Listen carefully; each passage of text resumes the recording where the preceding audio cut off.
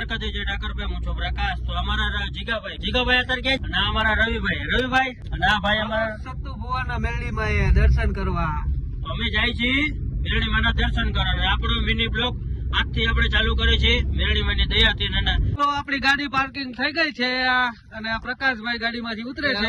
જિગ્નેશભાઈ ડ્રાઈવર, રવિભાઈ ત્યાંથી માળવાળા મેરડીમાં. આપણા બ્લોક માં કન્ટિન્યુ રહીજો અને તમને પણ આગળ બધું દેખાડું કે કેવું છે મેરડી માનું મંદિર.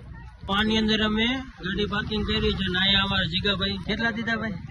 પૂરા હોય પાર્કિંગ ને. હો ભાઈ, તો અહીંયા મેરડી માં અમે આવ્યા છે તો આવી નેર આવે. જો 1.5 કિલોમીટર 1.5 થી 2 કિલોમીટર હાલીને જવાનું અને આવી નેર આવશે. મેરડીના નામનો પડ્યો હોય મુંબઈના જાપે ભીડ પડે, દુઃખ પડે, વિપજ પડે અને આપની માથે લાંબી આંગળી કરી કેજો કે આવજે મારી કોરડાના પાદરમાં મારી માળવાળી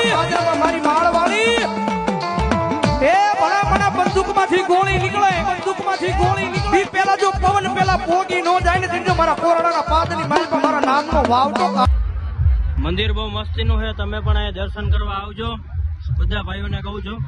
અમે આ ગાડીમાં આવ્યા હતા, હવે ગાડી બેણે કાઢી દર્શન કર્યા. હવે જઈએ ઘર બાજુ પાછા. તમે પણ આવજો દર્શન કરવા મેરડીમાંના. બહુ મજા આવી એમના દર્શન કરવાની.